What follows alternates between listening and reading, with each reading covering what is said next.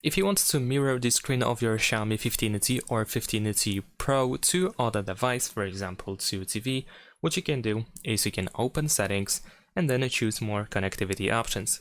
In these settings you should be able to find the cast option, and we can tap on this switcher in order to show this this window over here where we are looking for compatible devices.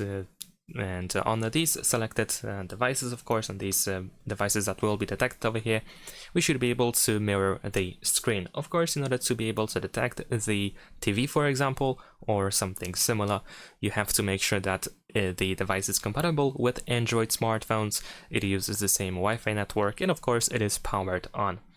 Besides that, we can go to quick settings or the control center, and if you tap on edit at the bottom of it, you should be able to find the cast option in system toggles. So in that case, you can just tap on this button in order to try to cast the screen or mirror the screen on other devices. Thanks for watching, leave a like and subscribe.